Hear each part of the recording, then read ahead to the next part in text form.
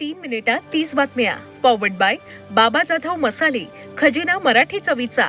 अस्सल खा, अस्सल रहा.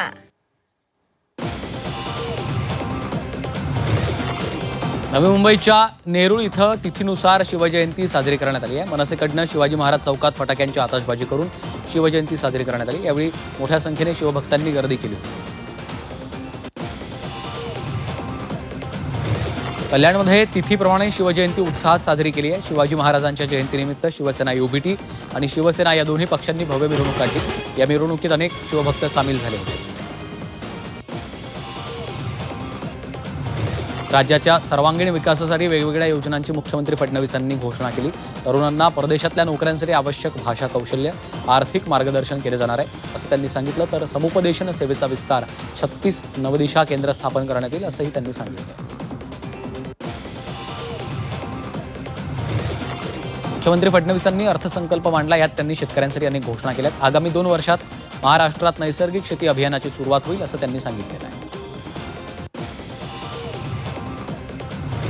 राज्यातल्या पर्यटनासाठी आणि मनोरंजन सृष्टीसाठी विशेष तरतुदी अर्थसंकल्पात सादर करण्यात आल्यात. या राज्यामध्ये येणाऱ्या पर्यटकांची संख्या 2047 पर्यंत वार्षिक 16 कोटींहून 38 कोटींपर्यंत वाढवण्याचं उद्दिष्ट आहे. त्यासाठी जागतिक दर्जाची पर्यटन स्थळं आणि पर्यटन परिपथ विकसित निर्माण करण्याचं उद्दिष्ट असल्याचं मुख्यमंत्र्यांनी सांगितलं.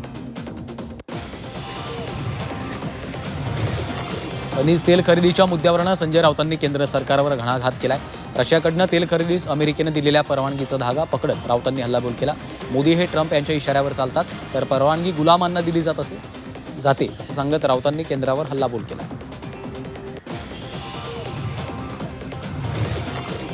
VSR कंपनीचा मालक VK सिंगवर बड्या लोकांचा वरदहस्त आहे असं विधान काँग्रेस नेते विजय वडेट्टीवारांनी केलं. तर VK सिंग यांच्या CID चौकशीवरही त्यांनी सवाल उपस्थित केलेले आहेत.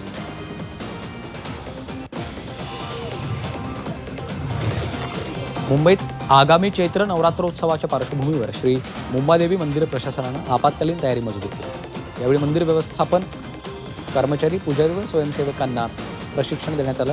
मोठ्या संख्येने येणाऱ्या भाविकांच्या सुरक्षिततेसाठी मंदिर प्रशासन पूर्णपणे सज्ज करण्यात आलं.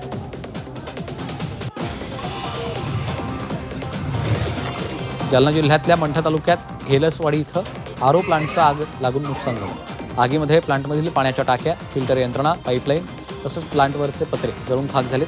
अग्निशमन दलानं तातडीनं घटनास्थळी येत आग आटोक्यात आणली. सर्व साहित्य मात्र जळून खाक झालं. नवी मुंबईच्या सानपाडा भागात बंद घराला आग लागली. आगीत संपूर्ण घर जळून खाक झालं. अग्निशमन दलानं आगीवर नियंत्रण मिळवले. सुदैवानं आगीत जीवितहानी झाली नाही.